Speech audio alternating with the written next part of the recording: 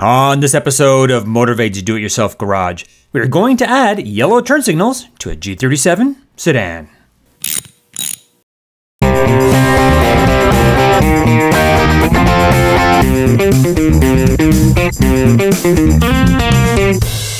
I prefer yellow turn signals, so I purchased a set of Diode Dynamics HP11 LED lights. These are a little brighter than stock and easy to install. We are going to remove the trunk mat. You don't really have to, but it certainly gives you a bit more room to get things out of the way. I like to use a tool like this to remove those plastic rivets. It just makes it a little bit easier and you don't break the plastic. There we are. What we do is we lift this piece up. There's 4 clips. There's 2, 3, and 4. Next up, we will remove these plastic rivets right here. There's 2. Now we can simply just pull this back. So right here is the turn signal. We just turn it like that. Pops out, and there's the bulb.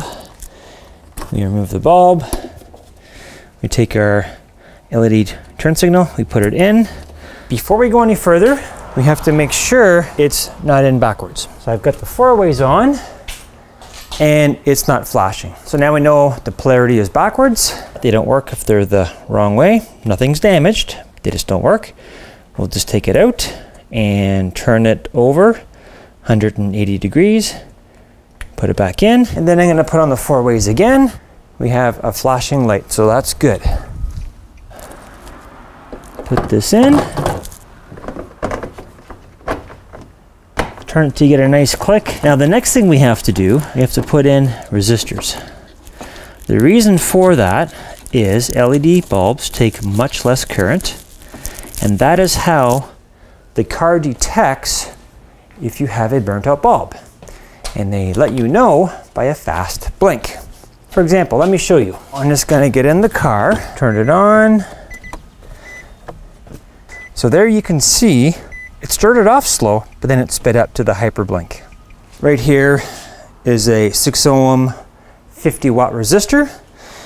Unfortunately, Diode Dynamics was out of stock when I ordered my bulbs. So through DigiKey, I ordered these resistors, soldered on these wires, and put on the heat shrink. So we'll do the black wire first.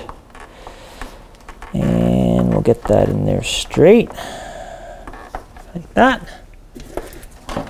We go in here, because it goes in much further. See how far it goes in? That's what we want. What I like to do is just to manually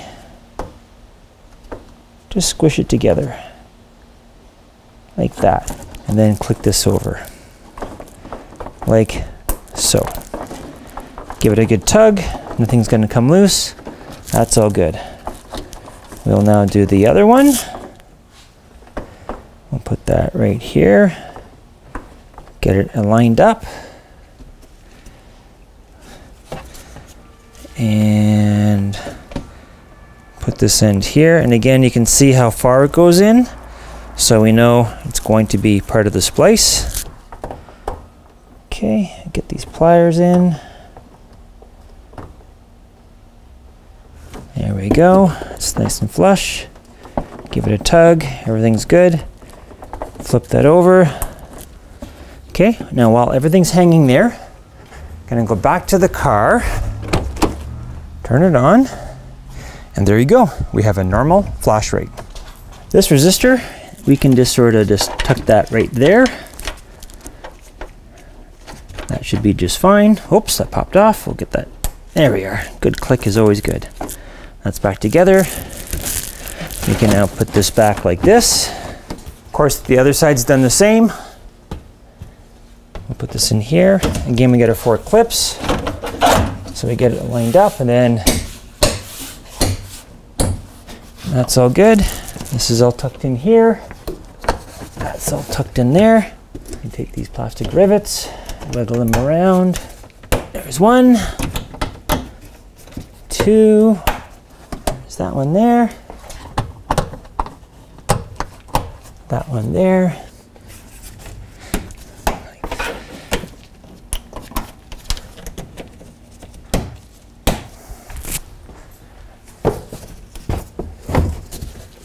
Even though we have red lenses, because of the brightness of the LED bulb, we now have a amber turn signal for the G37 sedan.